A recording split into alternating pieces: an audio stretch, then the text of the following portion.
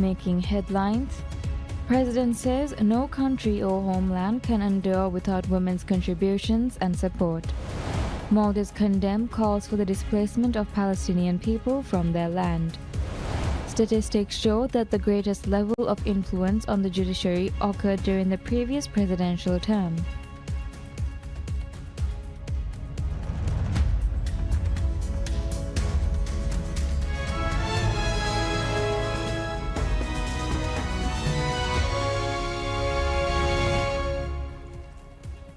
Bismillahirrahmanirrahim. Assalamu alaikum and welcome to PSM News in English with me, Minha Maroof.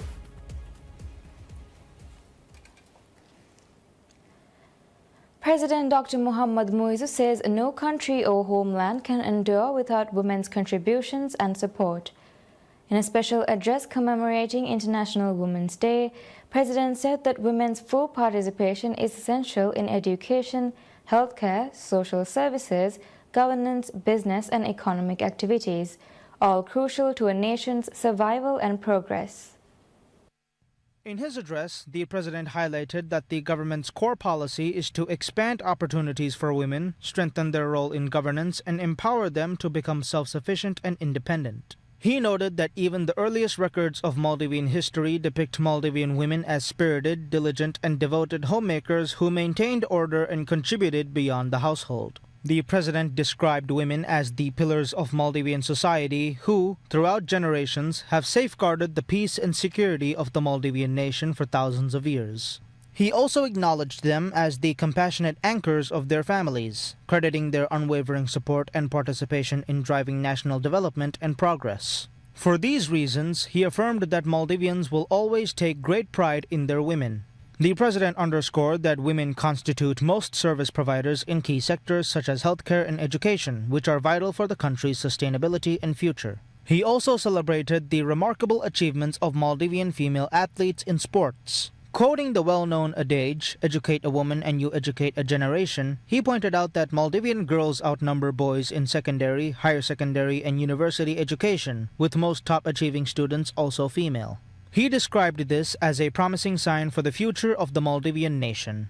As Muslims, the president stated that Islam has played the most significant role in safeguarding women's rights and elevating their dignity, honor, and status in society. He reminded that Prophet Muhammad, peace be upon him, taught that the first, second, and third person one must treat with utmost kindness and compassion is one's mother. Additionally, one of the Prophet's final instructions before his passing was to be kind to one's wife. In his address, the president also honored the contributions of the mothers of the believers, the wives of the Prophet Muhammad, peace be upon him, in recognition of International Women's Day.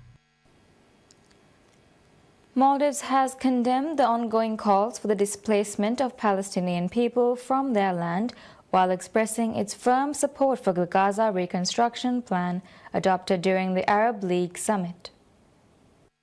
The Minister of Foreign Affairs, Dr. Abdullah Khalil, participated in the extraordinary session of the Council of Foreign Ministers of the Organization of the Islamic Cooperation, OIC, held in Saudi Arabia to discuss the ongoing Israeli aggression against the Palestinian people and calls for their displacement from their land. In his remarks, Minister Dr. Khalil raised concerns over Israel's violations of the ceasefire agreement, reflecting on the continued aggression by Israel against the people of Palestine. The minister condemned the ongoing calls for the displacement of the Palestinian people from their land and called for their unimpeded delivery of humanitarian assistance to the Palestinian people and a permanent ceasefire. He further expressed Maldives' firm support for the Gaza reconstruction plan adopted during the Arab League summit. Minister Dr. Khalil reiterated the Maldives' unwavering commitment for the Palestinian cause, highlighting actions taken by the Maldives, including through the filing of the Declaration of Intervention in the case concerning the obligations of Israel in relation to the presence and activities of the United Nations (UN) agencies in the occupied Palestinian territory. He also noted that a just and lasting resolution can only be achieved through the establishment of an independent and sovereign state of Palestine based on the pre-1967 borders with East Jerusalem as its capital. The OIC, comprising 57 member states, is a strong advocate for the people of Palestine and their aspiration for statehood. The Maldives has been an active member of the OIC since becoming a member in 1976.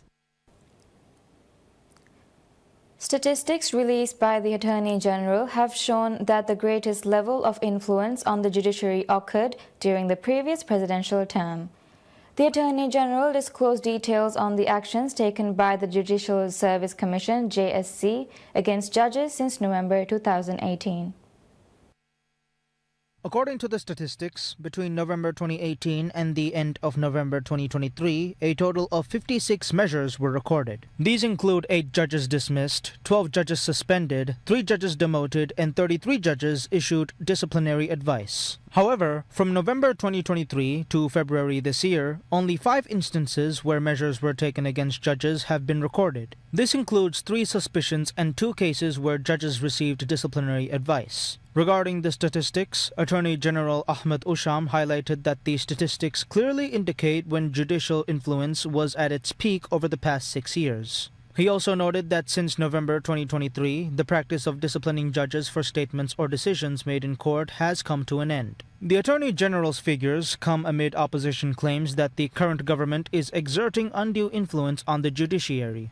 The opposition's allegations came after the parliament passed an amendment to reduce the number of Supreme Court justices from 7 to 5. However, it was an amendment introduced by Abdul Sattar Mohammed, the Member of Parliament for Holudu. Although the amendment has been approved, the President Dr. Mohamed Muizzu has not ratified the amendment.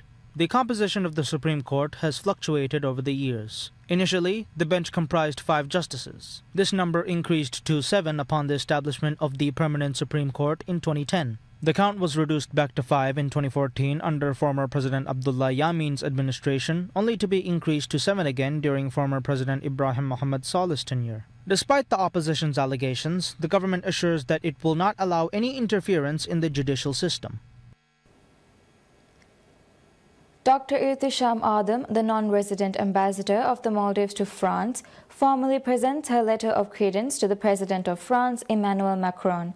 In a ceremony held at the Palais de l'Élysée, Ambassador Irtisham holds the position of the non-resident ambassador, extraordinary and plenipotentiary to France.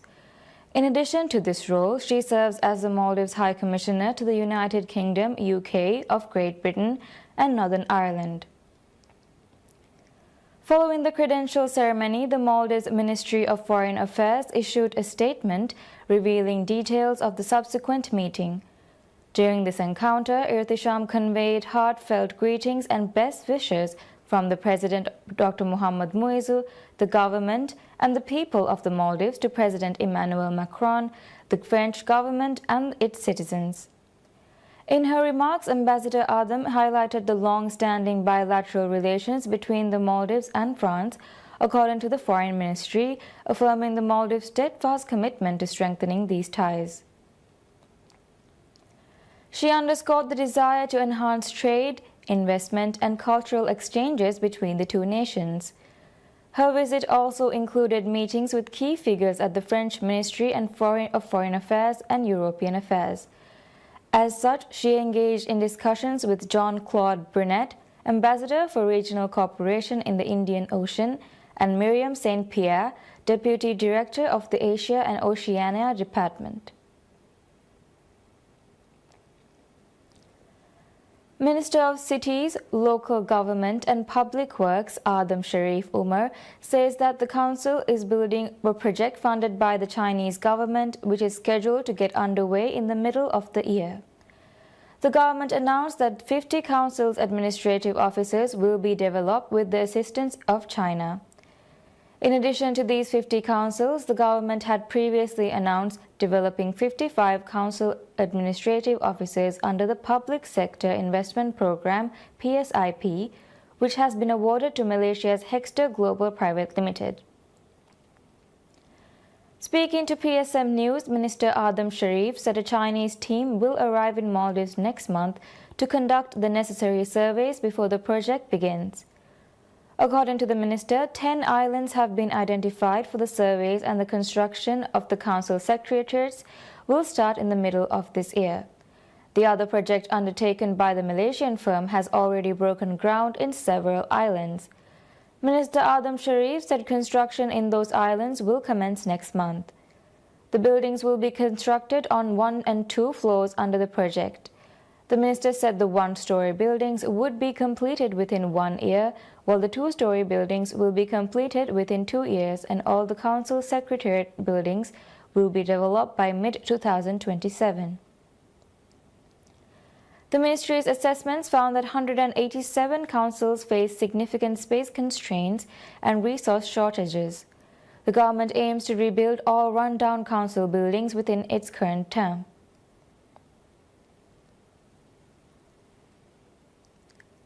Addu City Council invites interested investors to develop a city hotel in Fedu. The 45-room city hotel is said to be developed in Diggira Tourism Zone S4. This zone is within the newly reclaimed land on the western side of Fedu, opposite Savaheli Island, 2 kilometers away from Addu International Airport. The 3.2 hectares of beachfront land is allocated for guest houses, hotels, and support services. Addu City Council will lease around 16,000 square feet land plot for the city hotel for 50 years. Interested parties may obtain further information, inspect and purchase the bidding documents from 9th March till 19th March between 9 a.m. to 1 p.m. According to the Addu City Council, this project is carried out to achieve the objectives of creating job opportunities, to minimize the unemployment rate among youth, and to stimulate the economy of Addu City by enhancing private sector investments in local tourism. Addu currently has 3 operational resorts. While the city also has operational guest houses, various plans have been made to expand tourism in the city. As such, the government has launched tourism zones in the city, with plans also made to expand local tourism. Furthermore, the biggest tourism development plan of the city to date, Hankedi Integrated Tourism Project, has also been launched, with additional plans to implement tourism projects in 3 islands reclaimed for the purpose of tourism development. A coastal tourism project will also be implemented in the city.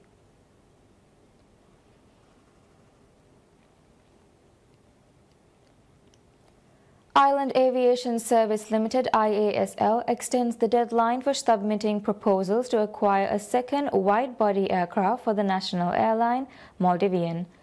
Maldivian introduced its first wide-body aircraft to its fleet on 6 January this year, fulfilling a key presidential pledge by President Dr. Mohamed Muizzu.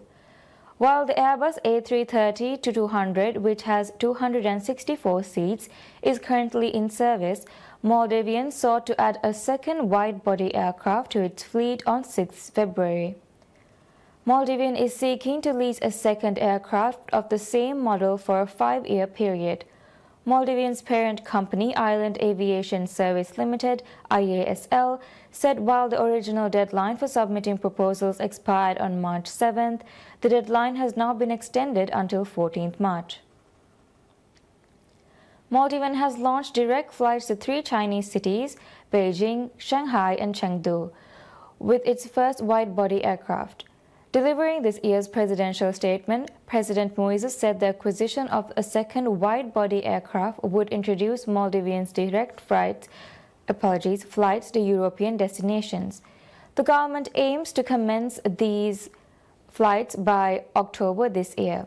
The government believes the acquisition of a second wide-body aircraft will significantly boost Maldives' tourism. The government hopes to increase the number of tourists visiting the Maldives from long-haul markets with the launch of a direct flight to these destinations.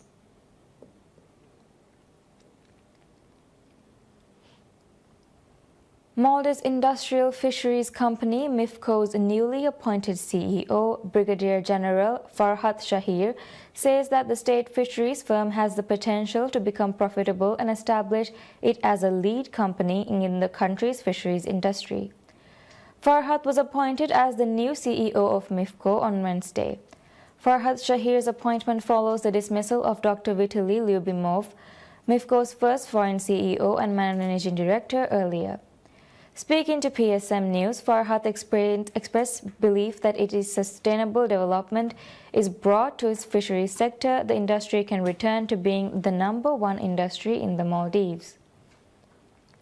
Despite numerous challenges, Farhat remains confident that he will be able to turn around MIFCO's current fortunes and, with the assistance of all industry stakeholders, realize his ambitions for the company. Farhat brings with him a wealth of experience and education from his distinguished military career.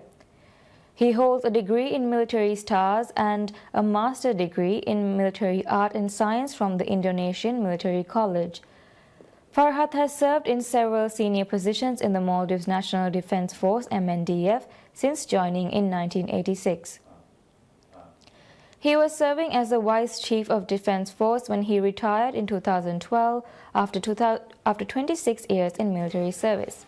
He has since served as Chairman of the National Drug Control Board and CEO of the main government hospital, IGMH. During his tenure as IGMH CEO, many new services were introduced and the hospital underwent major modernization at the time.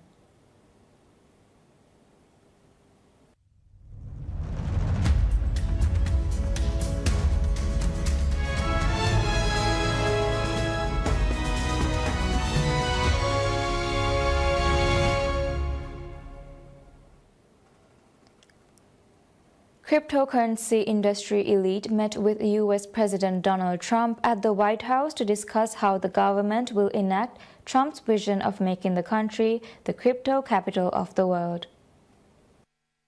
Trump signs an executive order to establish a Bitcoin and 4 other coins strategic reserve, directing the Secretaries of Treasury and Commerce to develop budget-neutral strategies for acquiring additional Bitcoin that have no incremental costs on taxpayers. And last year, I promised to make America the Bitcoin superpower of the world and the crypto capital of the planet, and we're taking historic action to deliver on that promise, as you know, around the table. I want to begin, is Johnny here from World Cup? I want to thank you for the selection. And they just had a presentation in the Oval Office, and I thought this was such a beautiful, this is the trophy. This is a big deal. The World Cup is the biggest sporting event, and Gianni Infantino is my friend for a long time, and during my first term, we worked out a deal to get the World Cup, and then because of lots of interesting things that happened, I ended up being president when it showed up. I was always disappointed. I wasn't going to make it. I was going to serve 8 straight. Instead, we did it the hard way, but maybe the more important way. So I will be with you as president, Johnny. Sachs said in a post on social media platform X that the reserve will be capitalized with Bitcoin owned by the federal government that was forfeited as part of criminal or civil asset forfeiture proceedings. The plans disappointed some in the market who had hoped for a firm plan to buy new tokens. The announcement weighed on the price of Bitcoin, last down 1.4% at $88,194. FIFA President Gianni Infantino also attended the meeting, presenting the World Cup trophy for the upcoming tournament that will be jointly hosted by the United States, Mexico, and Canada. Infantino also touted the idea of launching an official FIFA cryptocurrency. India's Foreign Ministry spokesperson Randhir Jaiswal says that they are working on increasing market access and reducing trade barriers with the U.S. through a trade pact.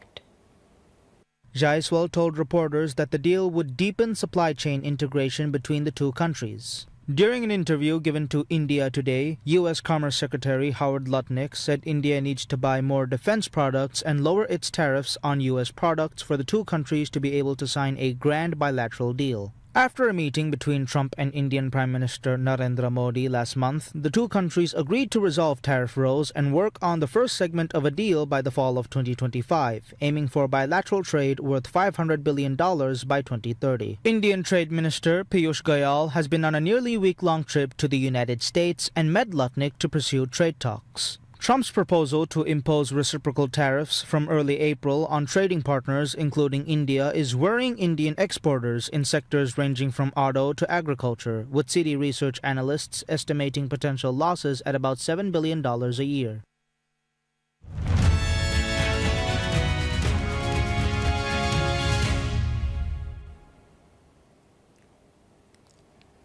Syria's interim president Ahmad al-Sharaa said in his first comment following violence in Syrian coastal areas that Syria will pursue the remnants of the ousted Bashar al-Assad regime and will bring them to trial.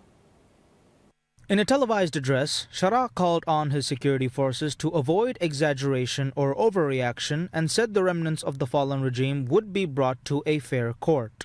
Syrian security forces battled for a second day to crush a nascent insurgency by fighters from Assad's Alawite sect in western Syria, with scores reported killed as the Islamist-led government faced the biggest challenge yet to its authority. Syrian authorities said remnants of the ousted Assad regime launched a deadly and well-planned attack on their forces in the coastal region, which is heavily populated by the members of the Alawite minority. Authorities have not issued a death toll, but the Syrian Observatory for Human Rights reported that more than 180 people had been killed in 2 days of violence. Reuters could not independently verify the toll. The violence has shaken Sharaa's efforts to consolidate control as his administration struggles to get U.S. sanctions lifted and grapples with wider security challenges, notably in the southwest, where Israel has said it will prevent Damascus deploying forces.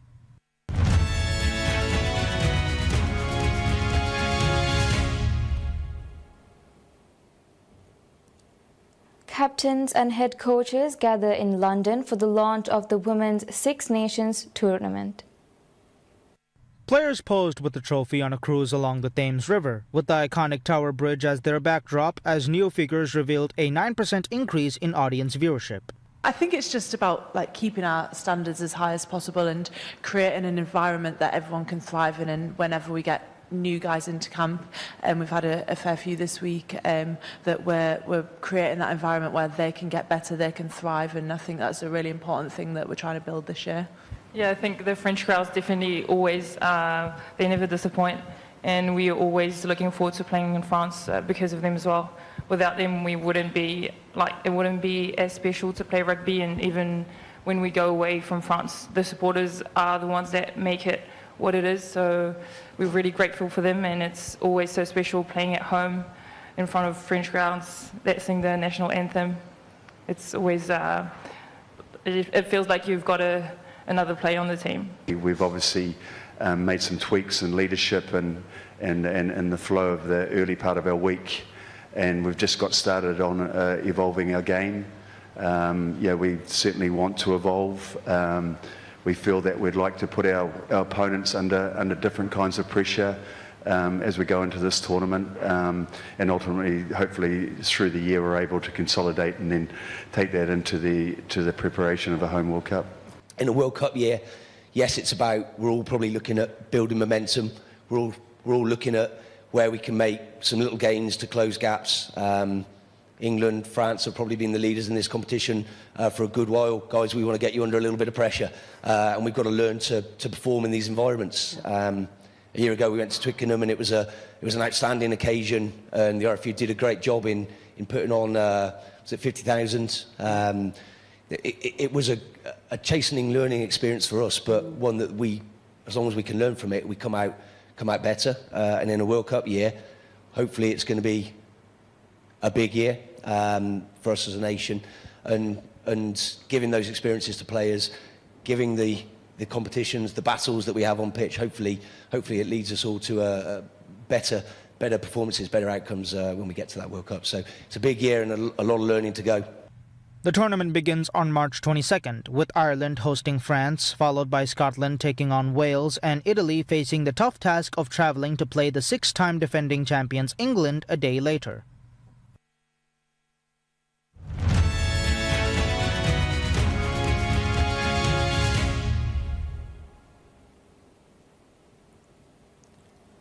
AI-powered Dreaming Room by Turkish-American artist Refik Anadol was unveiled at the Guggenheim Museum in Bilbao.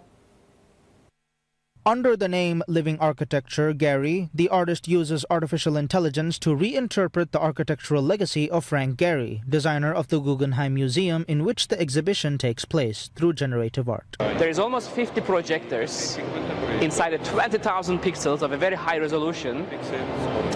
The artwork is dreaming 35 million ethically collected images of nature and Frank Gehry, the architect's entire life. Anadol's installation utilizes an AI model trained over months on a vast array of freely accessible images, sketches, and plans.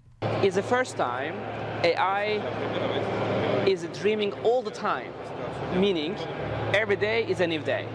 Every day you enter this gallery, you will see a new painting, a new sculpture. That's why we call the artwork living architecture. This model is aimed at dynamically translating Gehry's architectural vocabulary into ever-evolving forms, colors, and movements. Inside the gallery, nearly 50 projectors presenting the artwork at a high resolution of 20,000 pixels, showcasing 25 million ethically collected images of nature and Gehry's work, said Anadol. The artist describes this as the first instance of AI dreaming continuously, offering new paintings and forms every day. He envisions a future where architecture transcends traditional materials. And that's all we have for now. Thank you for watching and wish you all a very pleasant day ahead.